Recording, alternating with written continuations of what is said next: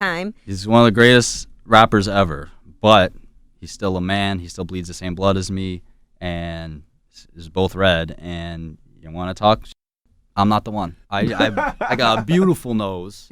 He should be one to talk. If he were here right now, I'd smack him right in the face. No, you wouldn't. All Don't right. say that. Absolutely. Bring the door. Bring Ghost in the room. You would not smack Ghostface. Absolutely. Would you buy his album? I would never call the police. It's open season. Come at me. It don't matter. Papa Wu. It Remember don't what you did matter. to Action Bronson? It don't matter, Do it to man. Martin Open Shkreli in here season. talking crazy. Open season. And in fact, I think there's a saying y'all familiar with. It's called, I wish you would. Let you watch Akademiks and check it out, because let me tell you the truth, man. All right, listen, you and me both know this is true, okay? We probably won't admit it publicly, but this is probably true, okay?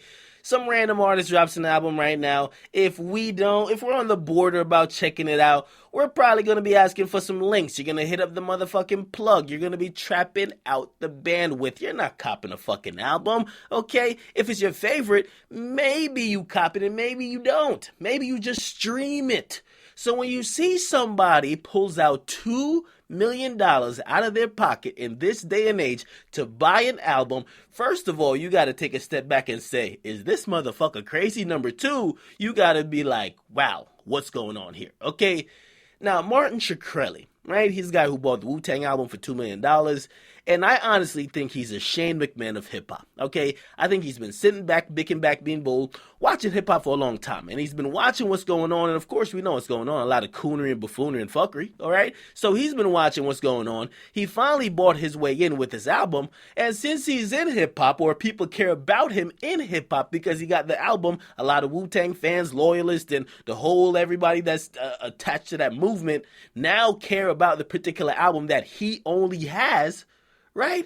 People are caring about him. So he's kind of taken that and leveraged it to create other things, right? For example, oh, I'll bail out Bobby Shmurda. Oh, word RZA, fuck you. Oh, word Ghostface, fuck you too. I'm going to get my goons on you. He did a video with a bunch of goons.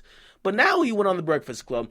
He actually spoke in depth. And if you actually listen to him, and I'm telling you, like, he seems like he loves hip hop. Okay, he doesn't seem like he's clueless about what's going on. He seems like he's in tune with pop culture. Now, I'm not saying he's good for the culture. I'm just saying he's in tune with what's going on. So he basically is playing a character. He sees this shit as like WWE. He comes in like it is WWE. So when a rapper talks some shit to him, he talks some shit back. But he might have crossed the line when he says, yo, Ghostface, when I see you, I'm about to slap earth, wind, fire out of your motherfucking ass, okay? Now, that's what he pretty much said on the Breakfast Club. He said he's going to slap Ghostface. Now, I don't think this is going to happen because I don't think this guy is going to be in a position where he's going to be seeing Ghostface on that type of level, or Ghostface or people who love Wu-Tang are going to see him, right? Now, there's anything that could happen. So anything could happen. You never know. But I do think this is definitely attention-seeking. I think he wants a spotlight. That's it. He wants a spotlight, okay? And I don't think he's bad necessarily because he just gave Wu-Tang Clan $2 million. Of course, the disrespect, I think, is all a show. Okay, I heard him speak. He doesn't look like a guy who's, oh, fuck everybody else. He looks like he kind of likes this. He's just trying to get into it and trying to buy himself some relevance. And he's trying to do it, and he's throwing around money any way he can. He said book Fetty Wap for his Christmas party. So I'm not sure what's going to go on, but I don't think this is going to be any type of physical confrontation. I don't think we could even take this shit serious. However, it does say, listen, people in hip hop, we have kind of made everything in hip hop for sale. And basically, the person with the money is the person that basically has the last say.